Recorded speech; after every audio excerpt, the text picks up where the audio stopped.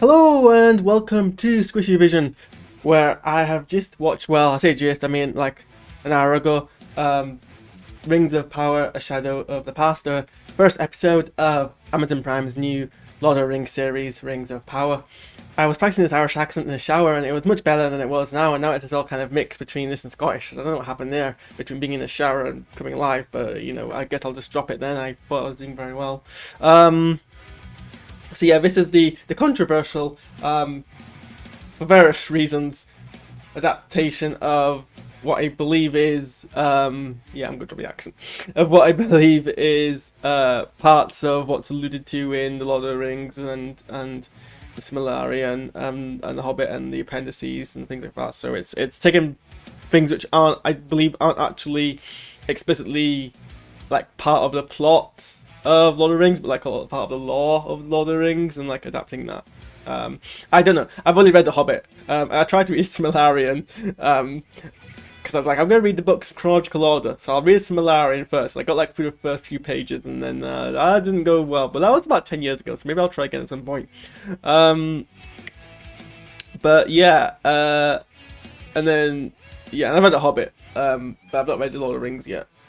So yeah, this show's been very it's been very, how do I say it, commentated on. I mean, part of it at the very least is because people are upset that people of color exist. Like, let's just not pretend that's not the case. There's, you know, hey, I mean, I can talk with some degree of authority here because I wrote my dissertation partially on, well, I wrote a dissertation on a topic which encompassed race in visual art. So I could talk with some authority that whatever your criticism is of people of color appearing in whatever on screen, some of it is gonna be rooted down to racism. I'm sorry, that's just the facts of life. So that's part of it. I think there's some controversy that Amazon are like stopping reviews from viewers or like moderating it, and that's like undermining the integrity of the reviews. And I don't know where I sit on this, because from one point of view, yes, that's true, but on the other point of view,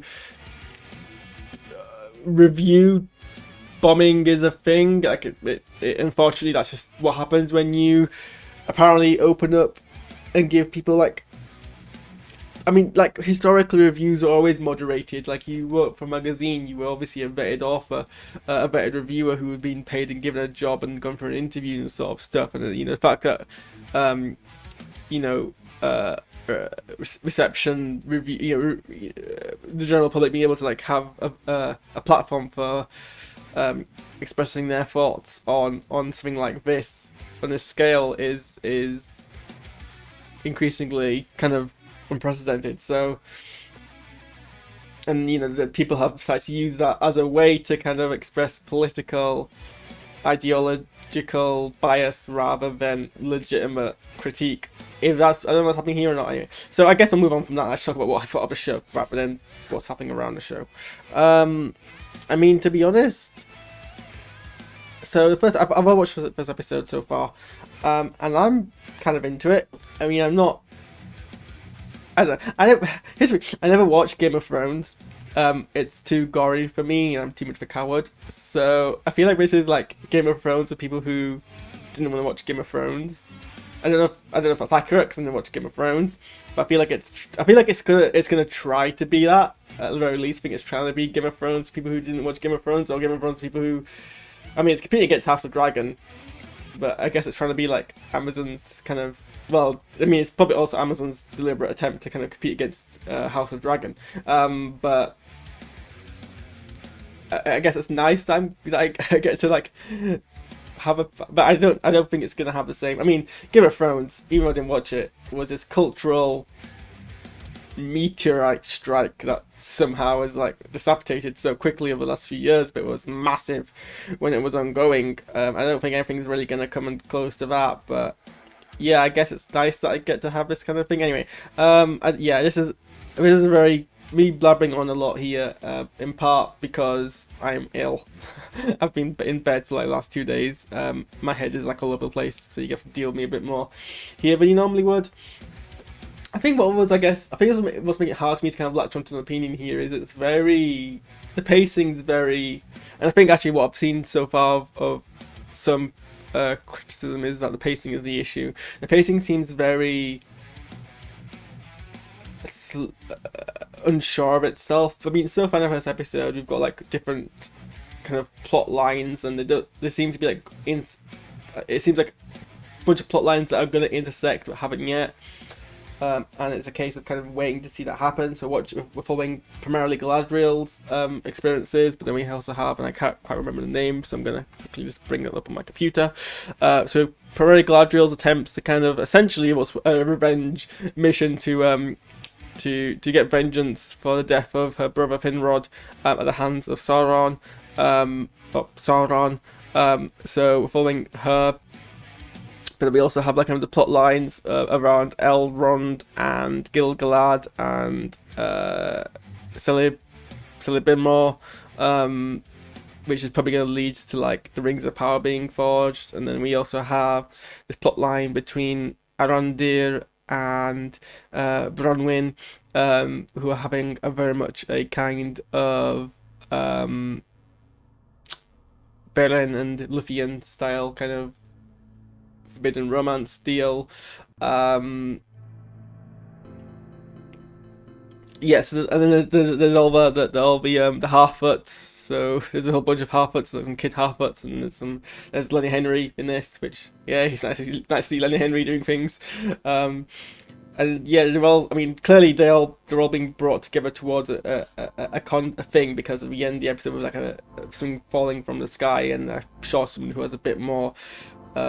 Who has more a grasp of Tolkienian lore than me probably knows what it is off the top of the head, but someone has landed from the sky, and everyone has seen that happen, so I'm sure it's gonna kind of bring them all together. Hopefully not in a fellowship kind of way, because that's kind of doing what's already been done, but that's kind of what's happened there. But yeah, the pacing's kind of like we're switching between all these different kind of plots, and there's nothing really connecting them. But I don't know, I kind of like that in a sense. It's hard for me to kind of. It seems like very casual. It's like, oh, okay, I can just like kind of. I'm not having to like be rushing to this plot. I can kind of let the slow build up and enjoy that kind of casual. Like this, it makes it feel more like a lived-in world, that which is kind of different between all these different arcs are happening at the same time. So I'm actually kind of down with that. I mean, God knows I'm not gonna remember all the Harfoots' names because they have like so many silly similar names, but I'm sure I'll get down to it eventually. Speaking of things like lore wise, I'm gonna have to shot my kiss in a second. What's fun about watching this Amazon Prime is Amazon Prime has this thing called X-ray. It's had for years, where if you mouse over, it will show you kind of trivia about the scene, and a lot of the extras in here are actually citing what we see on screen to which part of the books it's adapted from. Somewhat kind of in a way where it's like, hey, haters who think this isn't honouring Tolkien's work, actually this is what it's going to be adapting from, so we've done our research kind of way. But for me, it's who didn't need that kind of assurance, I was like, oh, this is nice, I get to kind of see what the extended lore about it. The other bit that annoys me is last time, it's normally when I used to watch, I think it was the Grand Tour on Amazon Prime, is they only appear if you remember to mouse over, if you like move your mouse over the screen whilst you're watching it, which if you're eating something like chicken, which I was, and I'm like, my hands are full of chicken and I don't want to touch my mouse, that's like not convenient at all. And also I have to keep remembering to do it, and it kind of fills the screen with like all the other tools. It's like really annoying. I mean, Amazon, what you need to do is you need to have an option where the X-ray pop-ups appear regardless, and I get to kind of see what the X-ray prompts are, because I like reading those. I just don't have to remember to keep putting my mouse over the screen, you know what I mean? But whatever.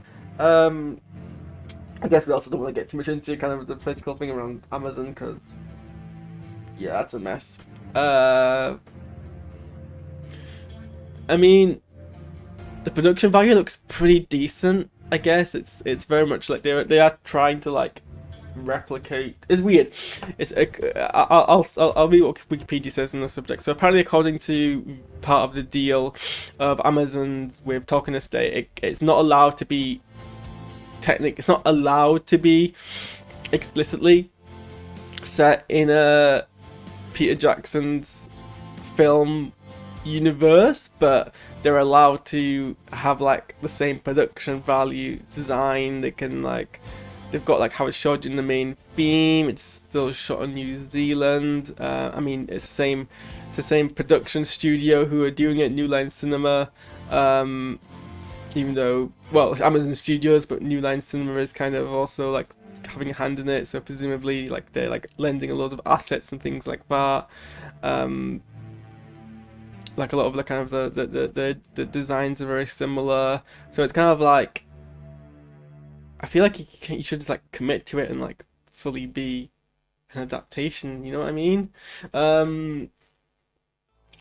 Sorry, you should fully be like part of the same universe. But I mean, I guess, you know, as long as they don't explicitly like contradict anything in the film, you could be like, hey, this is part of the film universe. I mean, I guess it is set like an entire age, like before, because the Lord of the Rings and the Hobbit set like the third age, and this is set in the second age. So it's like so much time that it doesn't really matter if it's like any visual discontinuity. But yeah, it's weird seeing. I guess it's kind of weird seeing all the visuals on this kind of context, because somehow it seems less.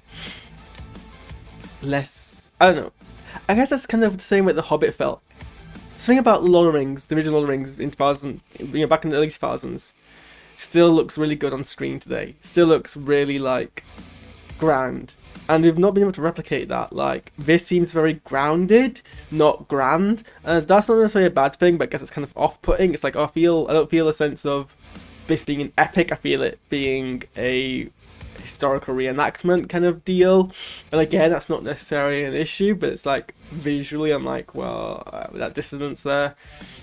I guess in the same way that the Hobbit felt odd because it kind of had this cartoony feel to it, but still was trying to evoke the original film's feelings, you know what I mean? A kind of similar thing there. Anyway, I have a meeting in 5 minutes, so I guess I'm gonna go get ready for that. And I don't know what happened to my Irish accent, because I was practicing in the shower. I was gonna do my whole opening, and I was gonna do it in a very convincing Irish accent, and then I don't know why I just kind of broke here. That's not what you guys care about, but I'm telling you anyway. I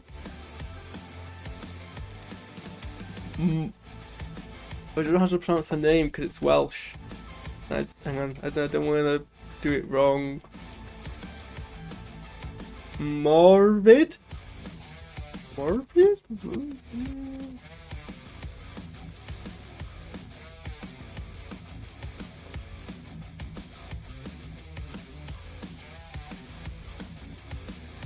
second. Why are we still reaching for period pods to be able to...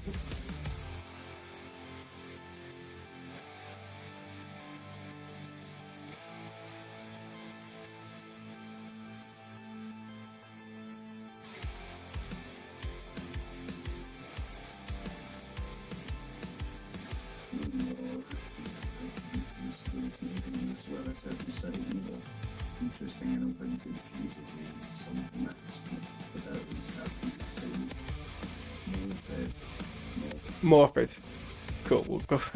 Took me 2. Okay. Anyway, Morford Clark is actually, I think, the best kind of casting compared to like the films for Gladriel, and I like how they play into like her eyes a lot. Like they do a lot of extreme close-ups of her face and of her eyes, and I really like that because it's obviously a motif that they had, a visual motif that they had in the films.